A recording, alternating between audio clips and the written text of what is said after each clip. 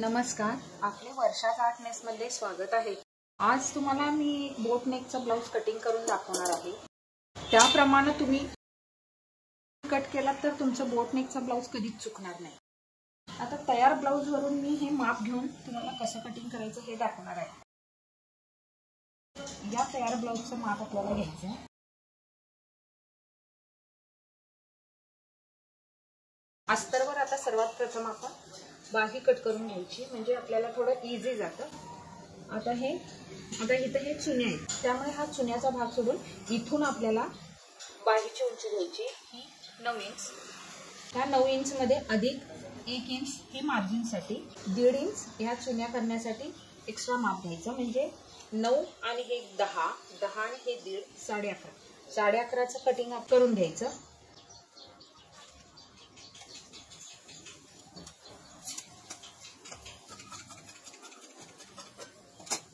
त्यामध्ये आपल्याला बाहीचा शेप नंतर द्यायचा। मी ब्लाउज कट करताना ब्लाउजच्या कमरेवरून माप काढते। हे आता 14.5 आहे, तर याच्या निम्म 7.25, हे 7.25 मध्ये अधिक 3 इंच म्हणजे 10.15 इंच। या ब्लाउजची उंची 13 इंच आहे, तर शिलाईसाठी 1 इंच जास्त 14 इंच घ्यायची। आता हा पाठीचा जो भाग आहे तो आपण आधी पेपरवर कट करून घ्यायचा।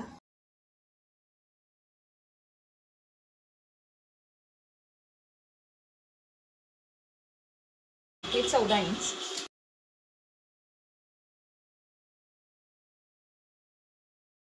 हे असं 10.15 इंच।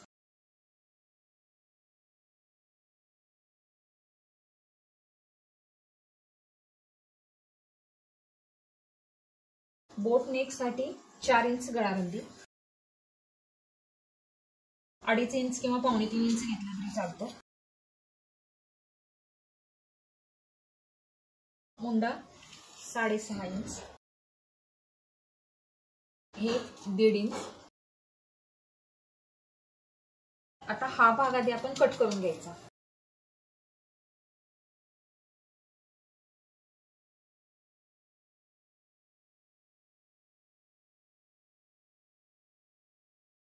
इथं साधारण 1/2 इंचाचा गोल कट द्यायचा। याचा सेंटर काढून जरी तुम्ही दिलात तरी चालतं। असा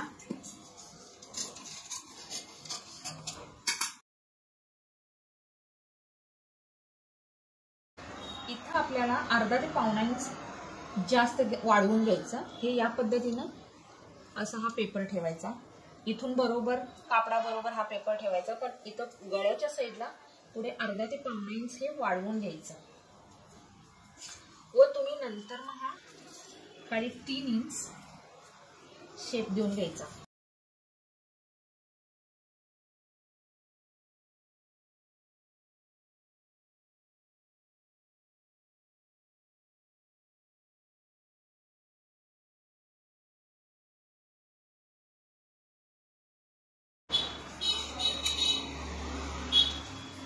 हे 1/2 इंच का वाढवून घ्यायचं, तर आपल्याला बॅक साईडला तुम्ही हाताची जेव्हा हालचाल करता त्यावेळेला तुम्हाला टाईट असं वाटणार नाही, म्हणजे व्यवस्थित तुम्हाला कम्फर्टेबल वाटण्यासाठी हे इतकं वाढवून घ्यायचं।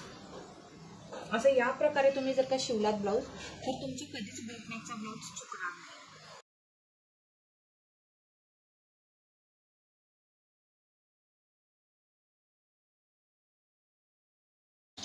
हा झाला मागचा भाग।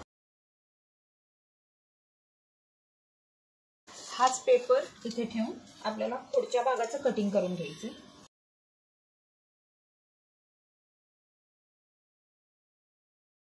कापडाचे काठ केव्हाही काढून घ्यायचे। कापडाचे काठ सहित जर का शिलाई केली तर ते ब्लाउज फिनिशिंग मध्ये येत नाही, आकसल्यासारखं येतं, त्यामुळे कोणतेही कापडाचे काठ आधी काढून घ्यायचे। हाच भाग आता आपल्याला इथे ठेवायचा। आता हा 4 टक्सचा ब्लाउज आहे, त्यामुळे आता या ब्लाउजचे टक्स 1/2 इंच आहे, 1/2 ते 1.25 इंच आहे, त्यामुळे आपल्याला 1.25 इंच जरी धरलं तर इथं आपल्याला 1.5 इंच वाढवायचं। हे 1.5 इंच. इथं सुद्धा अर्धा इंचाची टक्स येणार, त्यामुळे इथं 1 इंच वाढवायचं. आता हा जो शेप हा असा येणार आहे, इथं अर्धा इंच वाढवायचं. परत इथं अर्धा इंच वाढवून इथं 1.5 इंच, इथं अर्धा इंच. मग आपल्याला इथं अर्धा इंचाची इथं टक्स येणार आहे, त्यामुळे इथं 1 इंच वाढवायचं व हा जो शेप आहे असा द्यायचा.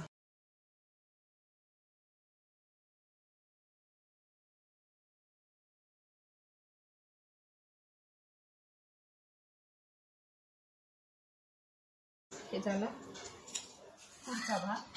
आता यामध्ये आपल्याला शोपट्टी काढायची आहे. तर आता आपण इथून हे 3 इंच घ्यायचं,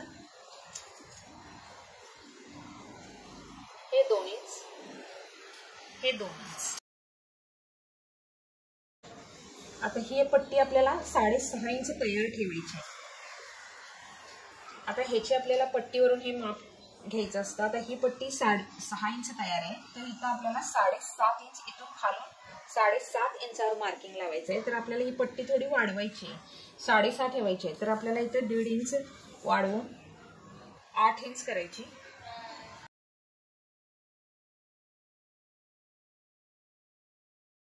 आता जर का मागे बोटनेक गळा असेल आणि पुढे आपल्याला बोटनेक गळा नको असेल, तर त्यामध्ये तुम्ही हा असा पंचकोनी शेप दिला तर अगदी व्यवस्थित कम्फर्टेबल बसतो.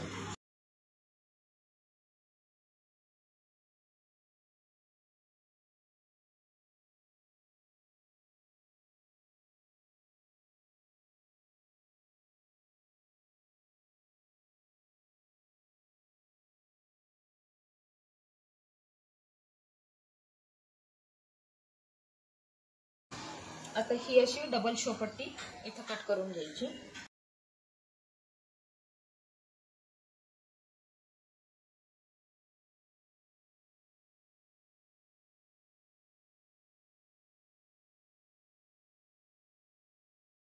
आता हे आपल्याला हे टक्स 1.5 इंचाचे घालायचे. तर आपल्याला किती इंचावर 1.5 इंच पाहिजे? जर का 1 इंचाचे टक्स घालायचे असेल तर ते 4.5 इंचावर मार्किंग करायचे. 1.5 इंच तुम्हाला टक्स घालायचे तर 4.25 इंचावर याचं मार्किंग करायचं. इथून सगळ्यामध्ये 2-2 इंच अंतर पाहिजे.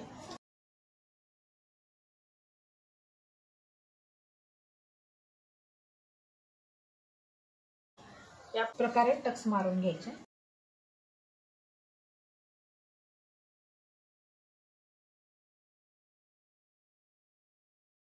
हा झाला पुढचा भाग,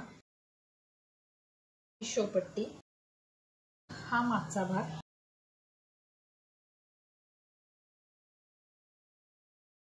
आता आपल्याला बाहीचं कटिंग करायचं आहे. आपण सर्वात आधी बाहीचं जे कापड काढलं होतं त्यात आपण बाहीचा शेप देऊन घ्यायचा. याशी आधी घडी घालून घ्यायची.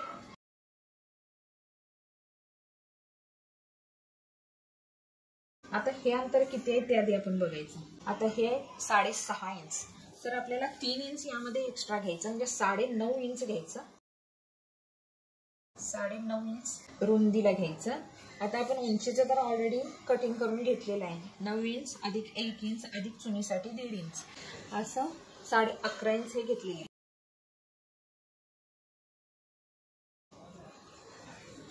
आता याचा दंडगेर आहे 5 इंच. तर इथं आपल्याला 2 इंच मार्जिन लावायचं, म्हणजे हे 7 इंच. आणि हे इथं चुनीसाठी 1.5 इंच आणि गोल शेपसाठी 3 इंच. इथे 1.5, हे असं 1.5 इंच आपल्याला इथं गोल शेप करून घ्यायचा. आणि इथून हा गोल शेप हा शेपसाठी. आणि इथं जे दंडाचं मार्किंग आहे ते इथं साधारण गोल शेप द्यायचा असा.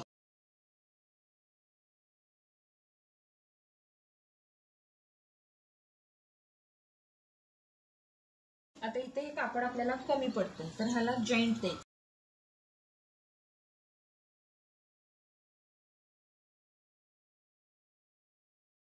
इथे ठेवायचं.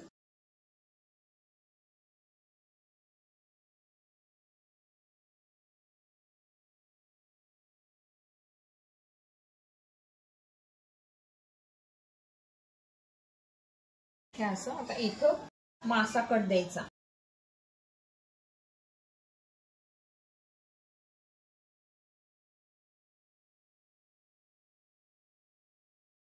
इथून 2 इंचावर हा सरळ कट द्यायचा, इथून हा असा व इथून हे असं वर जायचं.